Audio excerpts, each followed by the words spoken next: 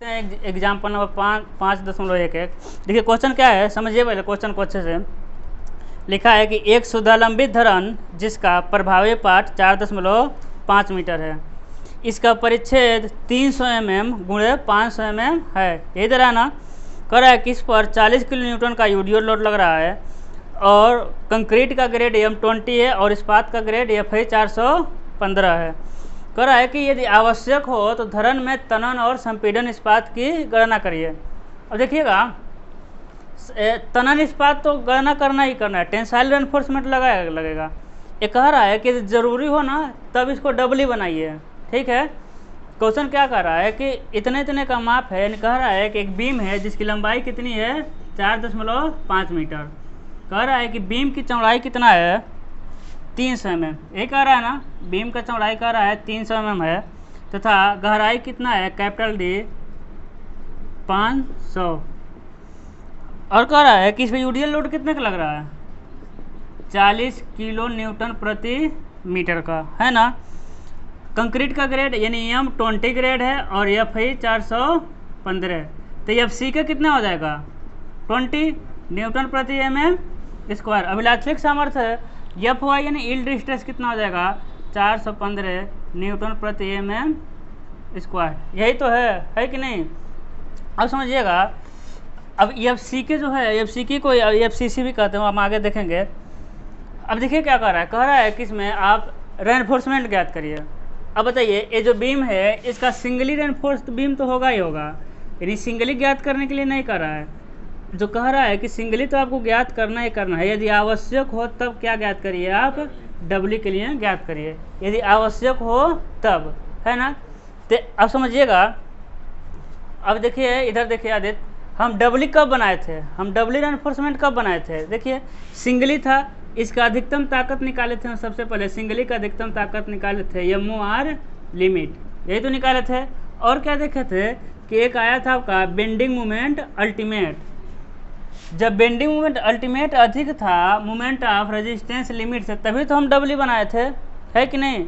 यदि आपका जो बेंडिंग मोमेंट आएगा और moment of limiting moment of resistance से कम हो जाएगा तो क्या हमको डबली बनाने की ज़रूरत है, नहीं बनाने की ज़रूरत है ना।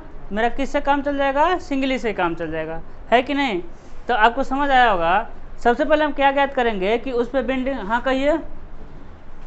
अब समझिएगा, सबसे पहले हम क्या ज्ञात करेंगे कि उस बीम पर बेंडिंग मोमेंट कितना आ रहा है, यही ज्ञात करेंगे।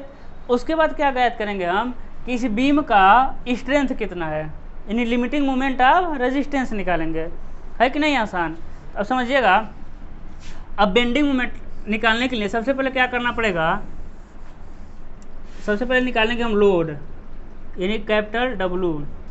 अब लोड के लिए हमको निकालना पड़ेगा यूडियल लोड W1। दिया है कि नहीं दिया है, दिया है 40,000 न्यूटन प्रति मीटर। कितना दिया है 40,000 न्यूटन प्रति मीटर, 40 किलो न्यूटन प्रति मीटर है। अब समझिएगा दूसरा क्या लगेगा सेल्फ लोड। सेल्फ लोड निकालेंगे भाई, बीम का कुछ अपना भी तो भार होगा। बीम पर 40 किलो न्यूटन का तो लोड यूडियल लोड लग रहा है, लेकिन बीम का कुछ अपना भी भार होगा। और भार कितना आएगा भाई, भार बराबर क्या होता है घनत्व गुणे आयतन। तो घनत्व कितना होगा, पहले आयतन निकालते हैं, लंबाई चौड़ाई और गहराई इंटू डेंसिटी ऑफ क्या हो जाएगा RCC, डेंसिटी ऑफ RCC। अब समझिएगा, लंबाई कितना है बीम का 4.5 है ना, चौड़ाई कितना है बीम का 300 तो हो जाएगा 0.3। बीम का गहराई कितना है 500 तो हो जाएगा 10.5।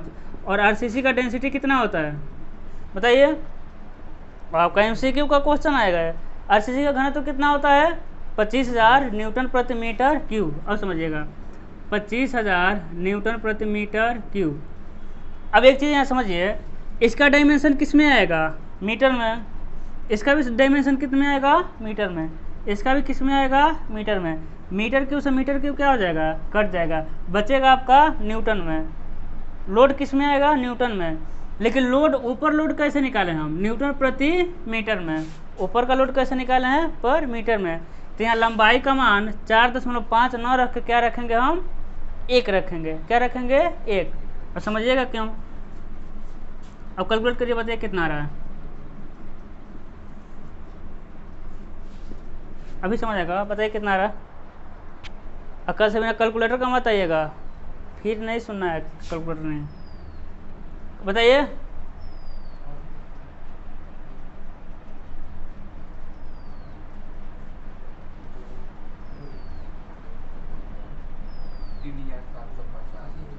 3750। देखिए क्या डायमेंशन क्या लिख रहे हैं समझिएगा, यूनिट लिख रहे हैं न्यूटन प्रति मीटर।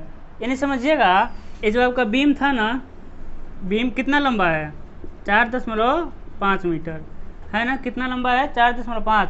उसके प्रत्येक भाग की भार कितना है 3750 न्यूटन। प्रत्येक मीटर का भार कितना है 3750 मीटर। समझ आ रहा है। हम न्यूटन प्रति मीटर में किसको निकाले हैं, सेल्फ लोड को। क्यों निकाले हैं, क्योंकि यूडीएल लोड मेरा किस में दिया था, न्यूटन प्रति मीटर। यानी 1 मीटर पे कितना यूडीएल लोड लगा है, 1 मीटर पे कितना यूडीएल लोड लग रहा है 40 किलो न्यूटन का। समझ आ रहा है। तो हम सेल्फ लोड भी निकाले हैं हम यूडीएल के फॉर्म में। तो लंबाई का मान कितना रखेंगे हम 1, जब यूडीएल के फॉर्म में रखना रहेगा लंबाई का मान रखेंगे हम 1। ठीक है, सेल्फ लोड निकालने में टोटल लोड कितना आ जाएगा, total load W1 plus W2 है ना, टोटल लोड इन W निकाल लेते हैं। W1 का मान कितना है 40,000, W2 का मान कितना है 3750, कितना आ जाएगा 43750। किस में आएगा, न्यूटन प्रति मीटर।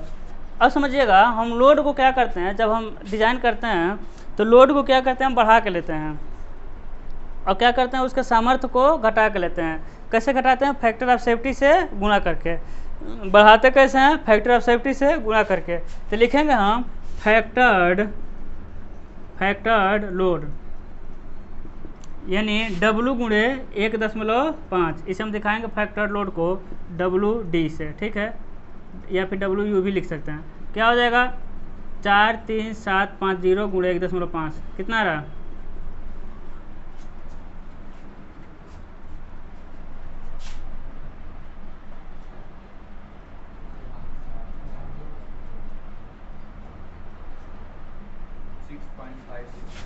6 कितना रहा 65 न्यूटन प्रति मीटर। अब समझिएगा हम प्रतिबल को क्या करते हैं, घटा के लेते हैं। तो वो तो आपको कंसेप्ट समझ आ गया है।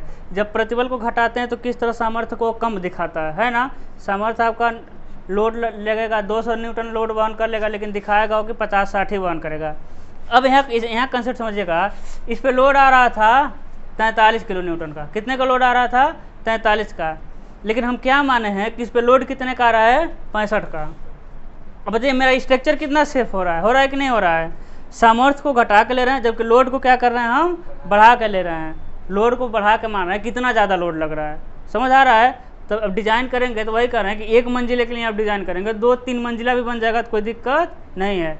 अगर 1.5 से भी गुणा न करें, उधर फैक्ट्री आप सेप्टर से भी भाग न दें, तो क्या हो जाएगा 1 मंजिले के लिए डिज़ाइन किए हैं और उसमें थोड़ा भीड़ भी होगा तो क्या हो जाएगा, फेल हो जाएगा। इसीलिए देखते हैं कोई स्ट्रक्चर जल्दी फेल होता है, नहीं होता है। लोड को बढ़ा के लेते हैं और स्ट्रेस को क्या करते हैं, घटा के कैलकुलेटर करते हैं। समझ आ रहा है। अब समझिएगा इसके बाद निकालेंगे हम बेंडिंग मोमेंट। अब वर्किंग स्ट्रेस में बेंडिंग मोमेंट निकाले थे, लेकिन इसमें निकालेंगे अल्टीमेट बेंडिंग मोमेंट, है कि नहीं। Ultimate bending moment,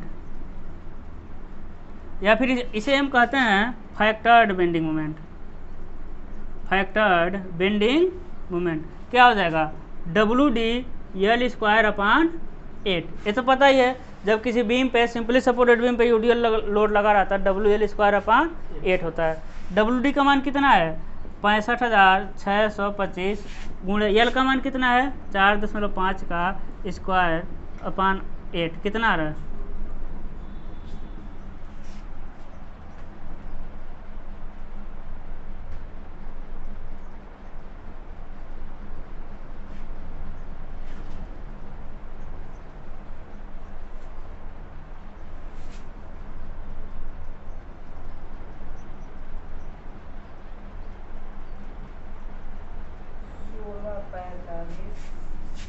1645.25 Newton into metre. किस में आ जाएगा आपका न्यूटन इंटू मीटर में। समझ रहे हैं, कैलकुलेट चेक करते रहिएगा। अब समझिएगा यानी उस बीम पे कितना का बेंडिंग आएगा, 16, 45, 31 न्यूटन इंटू मीटर का। अब समझिएगा, अब हम निकालिए कि बेंडिंग मोमेंट आएगा कितना, दिख रहा है उसमें। अब समझिए, हाँ अब तो यहाँ तो दिखेगा ही। अब समझिएगा, हम आपसे पूछें अब बीम का ताकत निकाल दीजिए आप, बीम का मैक्सिमम स्ट्रेंथ क्या होता है, तो आप कहेंगे मैक्सिमम स्ट्रेंथ होता है मोमेंट ऑफ रेजिस्टेंस लिमिट, यानी लिमिटिंग मोमेंट ऑफ रेजिस्टेंस। इसका फार्मूला क्या होता है, 10.87 होता है ना, 10.87 FY AST D minus 10.42 XU, या फिर होता है 10.36 FC के B XU लिमिट, इसमें भी लिमिट आ जाएगा, D माइनस 10.42 XU लिमिट। यही ना होता है, यही ना होता है फार्मूला लिमिटिंग मोमेंट और रेजिस्टेंस का।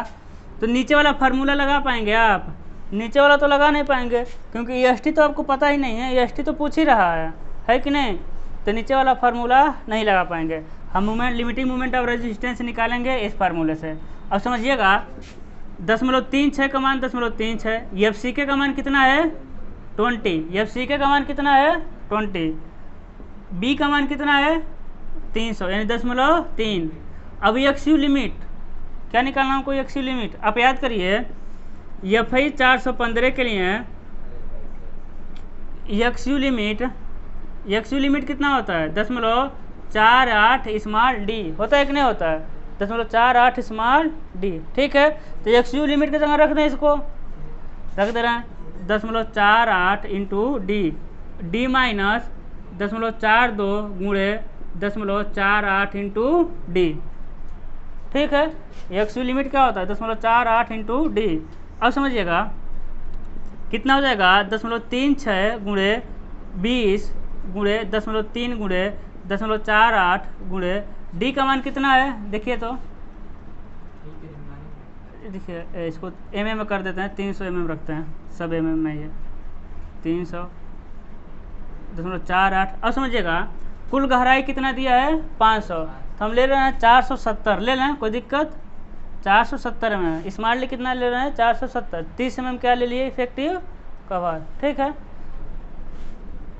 इंटू डी का मान कितना है 470 माइनस 10.48 गुणे कितना है 500 है तो 470। देखिए कैलकुलेट करके पूरा कितना रहा, कितना भी कर सकते हैं, अब 25 भी कर सकते हैं, 20 से कम नहीं है, 20 भी कर सकते हैं, अब 35 में भी कर सकते हैं, ठीक है, लेकिन 20 से 30 ही किया जाता है कम।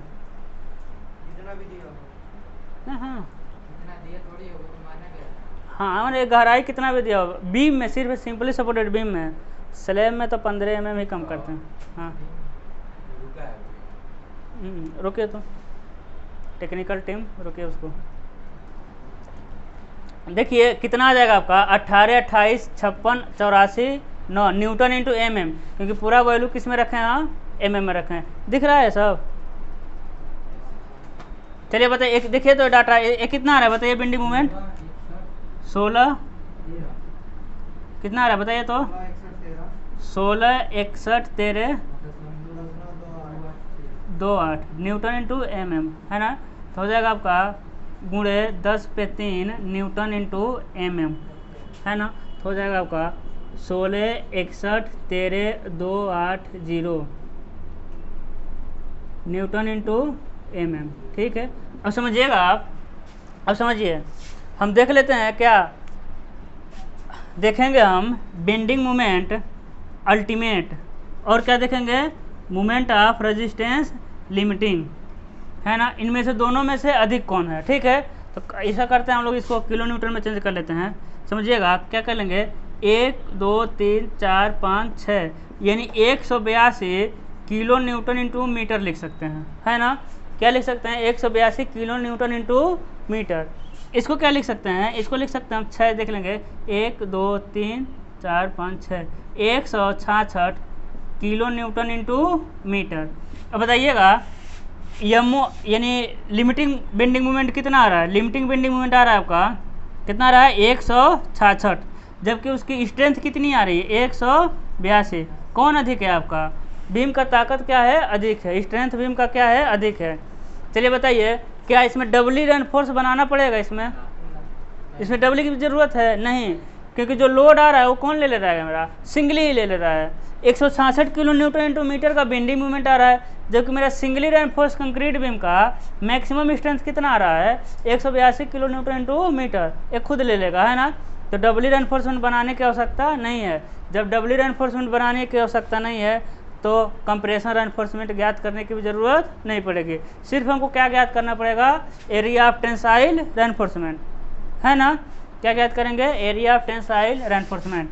तो ज्ञात कर लेते हैं, समझिएगा, लिखेंगे एरिया ऑफ टेंसाइल रेनफोर्समेंट क्या हो जाएगा, समझिएगा, bending moment ultimate is equal to 0.87 FY/AST क्या होता है, D माइनस 0.42 XU लिमिट, क्या हो जाएगा आपका XU लिमिट। अब समझिएगा बेंडिंग मोमेंट अल्टीमेट, भाई जितना लोड आ रहा है, जितना बेंडिंग मोमेंट आ रहा है, उतने बेंडिंग मोमेंट के लिए तो हम छड़ लगाएंगे, 182 बेंडिंग मोमेंट थोड़ी रखेंगे, ये तो उसका अल्टीमेट स्ट्रेंथ है ना। बीम का अल्टीमेट स्ट्रेंथ क्या हो जाएगा, 182 किलो न्यूटन इंटू मीटर, जबकि बीम पर बेंडिंग मोमेंट कितना आ रहा है, 166 किलो न्यूटन इंटू मीटर, यानी इतने बेंडिंग मोमेंट के लिए हमको क्या लगाना है, छड़ लगाना है, इतने के लिए थोड़ी लगाना है, ये तो स्ट्रेंथ है ना। 166 के लिए हमको क्या लगाना पड़ेगा, कितना छड़ चाहिए, तो रखिए उसका मान क्या है आपका, 166 113 280 इजकल टू 0.87 FY का मान कितना है, 415, है ना। AST तो हमको निकालना ही है, और D का मान कितना है, 470 माइनस 0.42 गुणे XU लिमिट कितना हो जाएगा, 0.48 गुणे 470, हमको निकालिए डायरेक्ट कैलकुलेट करके AST, कैलकुलेट करके फटाक से निकालिए AST, area of tensile reinforcement. हाँ क्या लिखा है, सही तो है, समझ लीजिए कितना रहा आपका, 1226 mm स्क्वायर, ठीक है, कितना आंसर आ जाएगा, 1226 mm स्क्वायर। नोट करिए इसको, पूरा नोट करिए फटाक से।